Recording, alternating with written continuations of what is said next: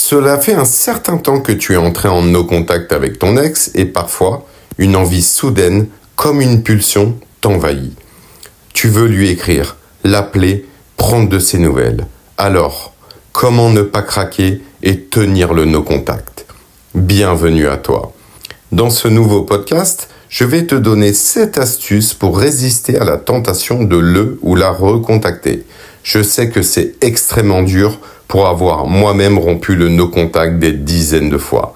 On peut réellement comparer cela à une pulsion que peut ressentir un ancien fumeur ou un ancien dépendant à une substance quelconque. Cette envie irrépressible de prendre cette cigarette, prendre ce verre ou autre. Cette envie obsédante d'envoyer ce message.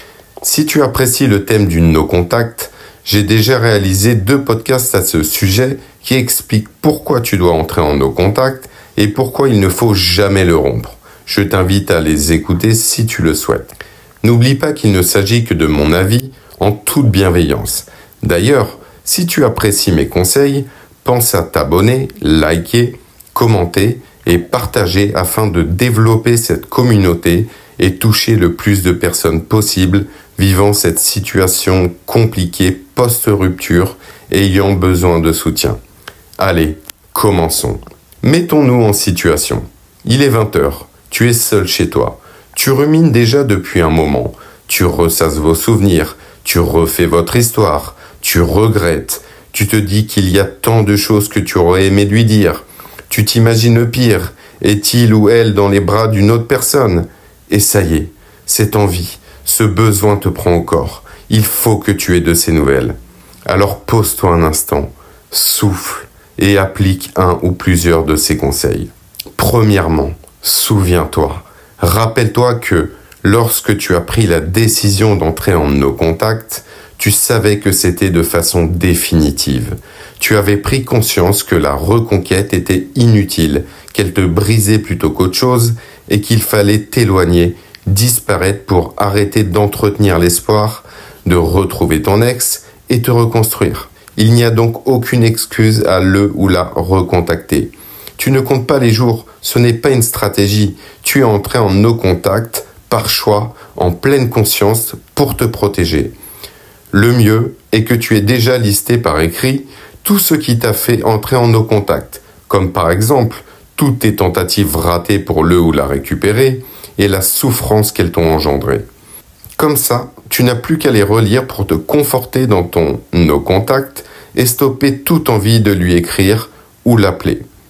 Si ce n'est pas déjà fait, il est temps de te mettre au travail. Deuxièmement, supprime ou cache les déclencheurs. Je l'ai déjà dit dans d'autres podcasts, mais je te conseille fortement d'éviter certaines choses qui pourraient te donner envie de penser à ton ex, de ruminer, de te rendre triste et du coup, forcément de vouloir le ou la recontacter. Je parle par exemple des réseaux sociaux ou encore des souvenirs type cadeaux, photos, vidéos, etc. Le mieux, selon moi, est de tout supprimer.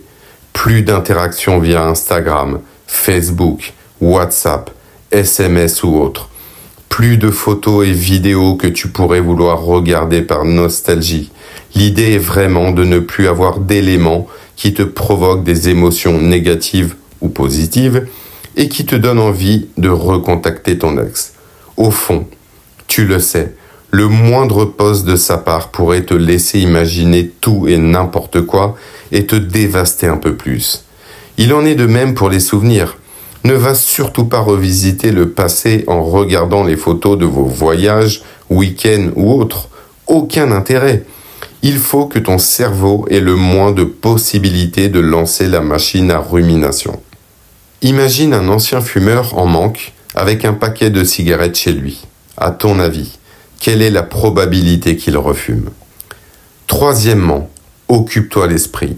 Cet instant, cette émotion que tu traverses, que tu ressens, n'est que passagère. Elle dure que quelques minutes, tout comme l'envie de consommer pour un ancien dépendant un produit quelconque. Alors, trouve une stratégie qui te convient. Sors t'aérer, fais le tour de ton quartier, va faire du sport, même si c'est un petit entraînement. Pratique la pleine conscience à travers le yoga, la méditation ou la cohérence cardiaque pour te recentrer sur l'instant présent et sortir du passé. Appelle un ami ou un membre de ta famille, fais une activité artistique, écoute ou réécoute mes podcasts ou d'autres podcasts. Personnellement, cette dernière stratégie m'a énormément aidé à l'époque. Alors, je parle bien entendu de podcasts liés au développement personnel et non surtout pas de podcasts réalisés par des love coachs pour t'aider à reconquérir ton ex. Bref, plein de solutions existent pour te faire passer ce moment désagréable où l'envie de recontacter ton ex atteint son sommet. Puis après, la vague redescendra. Il ne s'agit que de quelques minutes. Quatrièmement, exprime tes émotions, ne les refoule surtout pas. Si tu te sens mal et sens que tu vas craquer, l'écriture est un très bon moyen.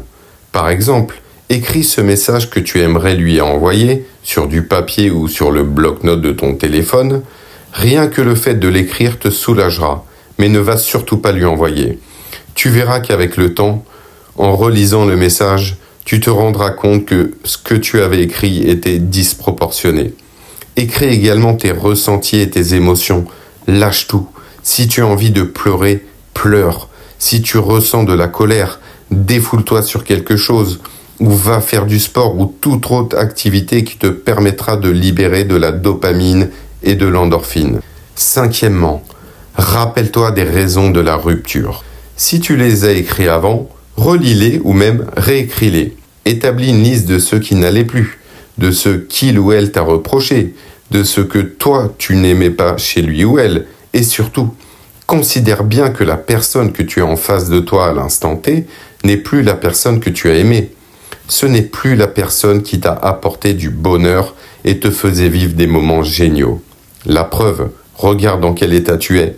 Je sais que ça fait du mal à entendre, mais cette personne n'existe plus.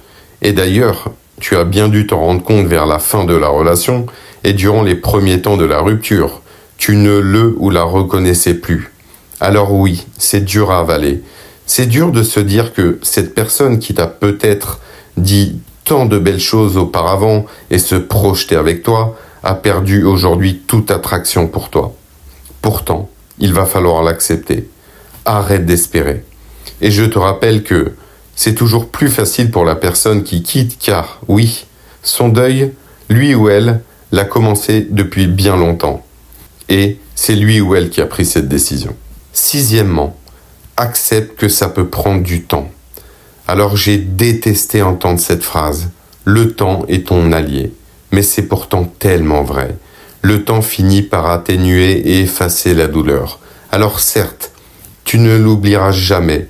On n'oublie pas les personnes qu'on a aimées et qui ont compté dans notre vie. Mais ça ne te fera plus autant mal. Tu finiras par le ou la voir comme une personne lambda. Bien entendu, il est évident que tu dois mettre des choses en place et ne pas rester simplement dans l'attente du temps qui passe. Prends soin de toi et une vie sociale. Vois un thérapeute si ça peut t'aider. Fais des activités physiques, artistiques, spirituelles.